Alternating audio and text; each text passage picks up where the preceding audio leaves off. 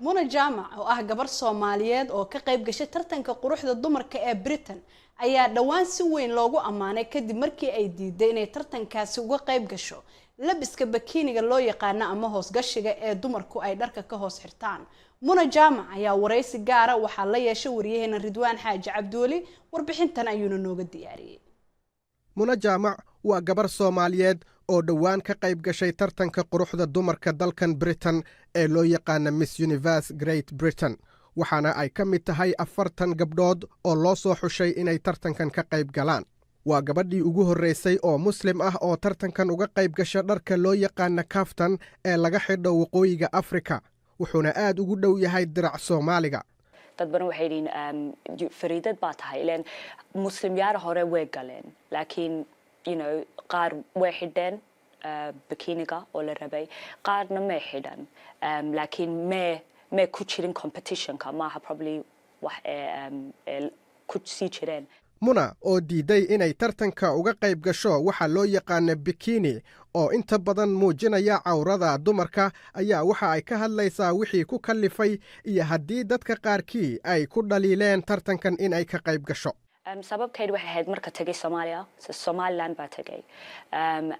meel Hargeysa la yiraahdo, and waxa joogay 5 bilood iyo badh, laakiin wadanka meelo badan baa tagay Sheekh Berbera, waxa igu kalifay waxa soo arkay soo abaaraha, dad badan oo dhaawacmayay oo dib loo keenay natural disasterka, waxa kale arkay educationka way fiican tahay laakiin more international support baynu baahan tahay,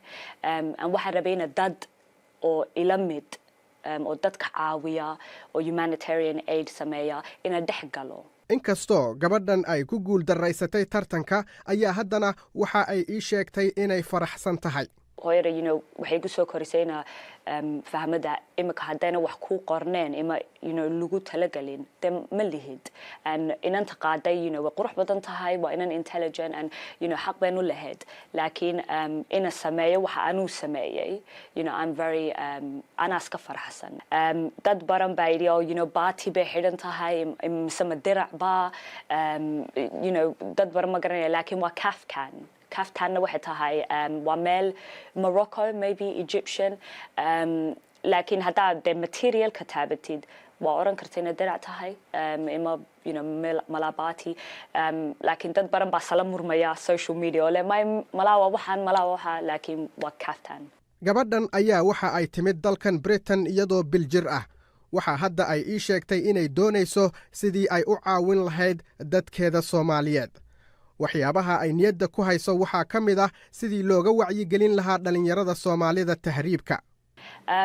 Ideally waxa rabaa ina attention adduunyada inanu keeno Soomaalidan,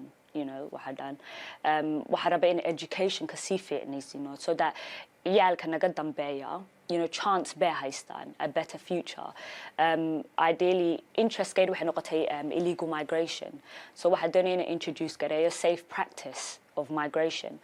and ina dadka nu sii sheego that waa dangerous, dadkan oo raba ina tahriibaan, dadkan oo raba ina noloshooda